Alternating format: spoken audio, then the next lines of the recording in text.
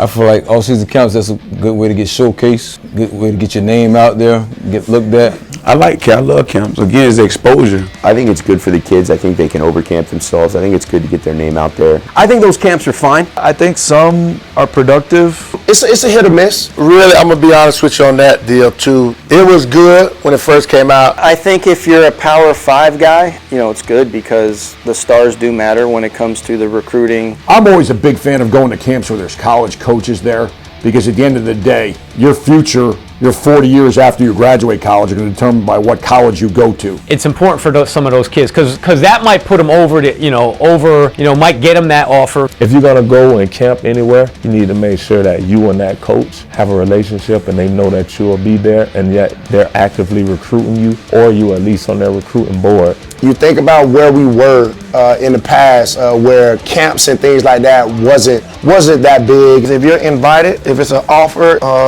a visit, you know, that means take it. That's a good way to get your name out there. When he goes to that camp and he stands out at that camp, now they got eyes on him. Now he's on the board. When the schools come in, they'll evaluate the kids. Like, you know what, we really like this kid. We'd like to see him on our campus. The camp works. You know, it works. It's a little bit of money, it's a little bit of time and effort. To send kids cross country with blind faith, hoping that you catch the coach's eye. You know, I think anytime that our kids are able to compete and go out there and just show what they have, I think it's a positive. Well, now, because there's so much exposure, Some accomplish what they want to accomplish. So we probably put a little bit more emphasis on going through summer camps. That's something else that I'm seeing is kind of being exploited. Recruiters will find you. It's about exposure, so it's just put yourself in position to succeed. And again, that goes back to how you prepare. So that goes back to the weight room and the field and the track and in the classroom. When you're talking about certain camps, if you aren't invited, I educate my student athletes to put more work in. I think everybody wants to see the 5-star commit to that university.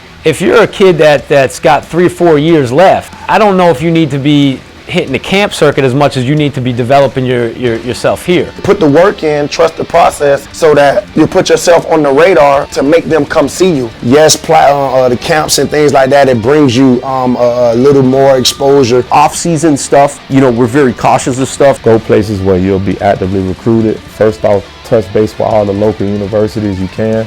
Get on those recruiting boards, because again, that school is recruiting you locally, then the schools within the conference, in most cases, will take notice to you as well. When it's time for your opportunity, you can jump on it and then you can run with it. We had a young man went to one of those without ever starting a game, got offered a scholarship. I mean, I think it's good for kids to go learn skills in the summer, but from what I'm hearing is like now a lot of the camps they just focus on the top kids. I also think it's good for the guys that, and again, football unfortunately is a game of size. You know, you kind of get your name in the database a little sooner. If you're a guy that has every offer out there, I don't know if you have to do the camp circuit as well. It's important to just do your homework, you know, and understand what you're doing. You know, don't miss practice to be at a camp if you're not invited. You know, the everyday average kid that goes to the camp, he might get 1 or 2 reps. So if you're a 6'4" guy and you're a little bit off the radar, well, guess what? You go to Rivals Perform, you're going to have some guy back there that doesn't probably know much about football, but he's going to rank you a little bit higher. You know, if you can incorporate that tackling and blocking, it's gonna make your team a whole lot better.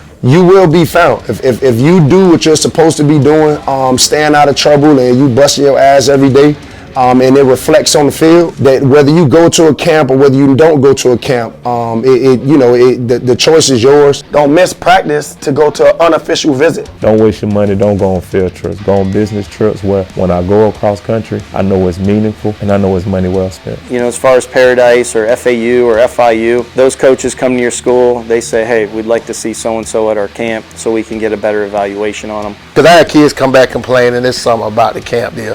So I think that might need to be addressed a little bit too. A lot of that is, you know, based on rankings and stuff like that. Because at the end of the day, rankings are imperfect. They just are. But I don't think it makes that much of a difference in recruiting and you know, what you're able to give to the colleges. Let's let your play do the talking on a Friday night. In that race to win, sometimes I think we get off course a little bit and we have to recenter ourselves to what's really important. I think it's good for competition, but I'm a firm believer in you can overcamp yourself, especially in the summer. It depends. It's a situation thing when it comes to camps for me. when you become a coach in South Florida, this is what you signed up for. You know, it's like, again, I say it's 365.